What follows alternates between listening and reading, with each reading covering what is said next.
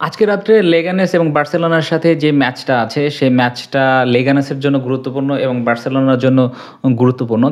কেননা বার্সেলোনা যদি লিগটা কিল করতে চায়, সেক্ষেত্রে এই ম্যাচে যদি অল 3 পয়েন্টস তারা পেয়ে যায়, তাহলে তারা অনেক বেশি এগিয়ে থাকবে এই ম্যাচটা থেকে এবং লেগানেস কিন্তু অলরেডি তারা রেলেগেশন জোনে রয়েছে। 20টা দল রয়েছে, এর মধ্যে 19 নম্বর দল হচ্ছে এই মুহূর্তে লেগানেস। কিন্তু ইন্টারেস্টিং ব্যাপার হচ্ছে লেগানেস এই টুর্নামেন্টে 6টা ম্যাচ জিতেছে, 6টার মধ্যে একটা ম্যাচ কিন্তু তারা বার্সেলোনার এগেনস্টে জিতেছে লাস্ট ডিসেম্বরে। সেটা কিন্তু বার্সেলোনা তাদের ঘরের মাঠেই সেই ম্যাচটা হেরেছে।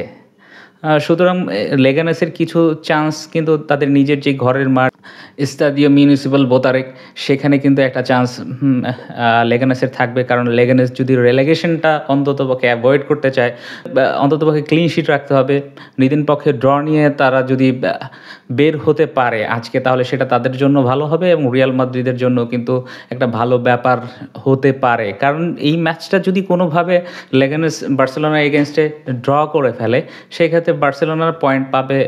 যদি লেগানেস এবং বার্সেলোনার পয়েন্ট শেয়ার করে, সেক্ষেত্রে বার্সেলোনার পয়েন্ট হবে, পয়েন্ট একটা যোগ হবে। যেখানে বার্সেলোনার পয়েন্ট বর্তমানে আছে 67টা, একটা পয়েন্ট যোগ হলে 68 পয়েন্ট হবে। অন্যদিকে রিয়াল মাদ্রিদের পয়েন্ট আছে 63।